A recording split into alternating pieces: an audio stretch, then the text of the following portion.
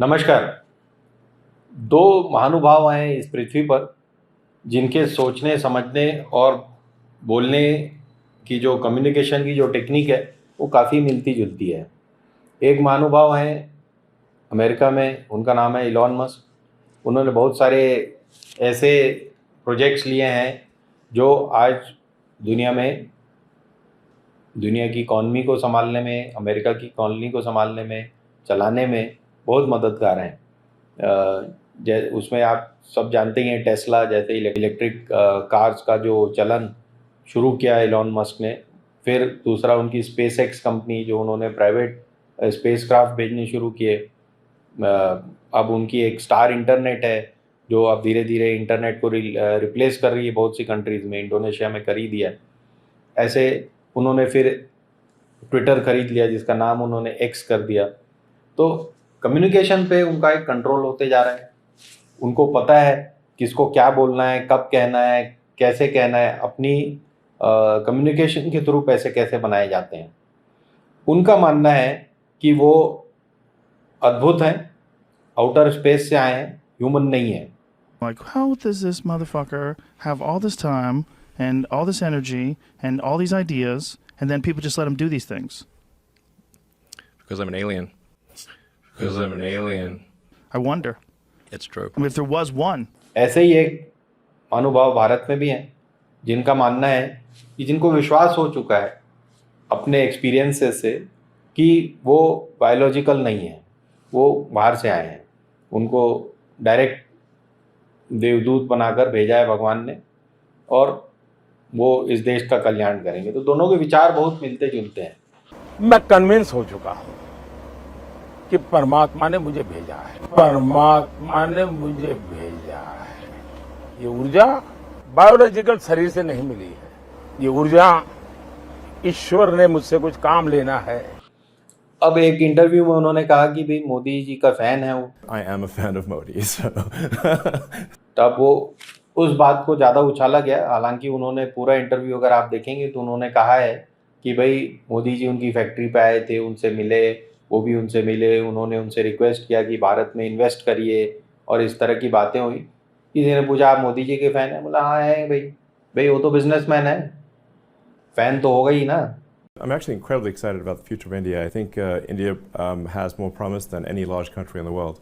He really cares about India because he's pushing us to make significant investments in India, which it is something that we intend to do, and we're just trying to figure out the right timing. It was a fantastic meeting with the Prime Minister, and I like him quite a lot. He visited our Fremont factory several years ago, and so we've now known each other for a while. I can say he really wants to do the right thing for India. He wants to be open. He wants to be supportive of new companies, and obviously, but at the same time, make sure it accrues to India's advantage, which is, obviously that's the job. I'm saying I am a fan of Modi. So.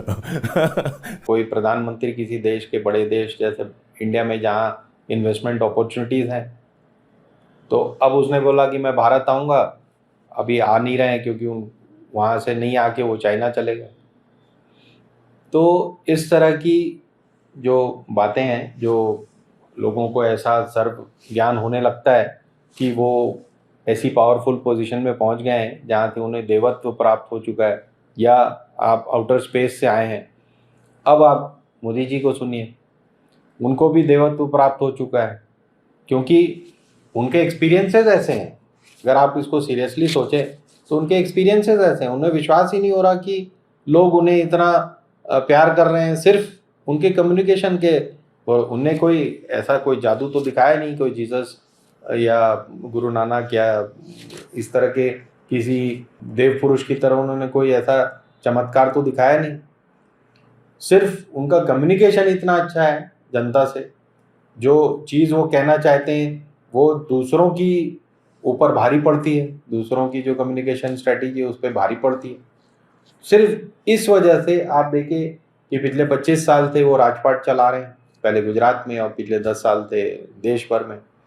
तो उनके अपने experiences ऐसे हैं, जैसा वो खुद कह रहे हैं कि मेरे अपने एक्सपीरियंसेस ऐसे हैं कि पहले उन्हें लगता था कि शायद माँ ने पैदा किया है, लेकिन अब जब माँ नहीं रही तो उन्हें लगने लग गया कि वो तो ऊपर से आए हैं।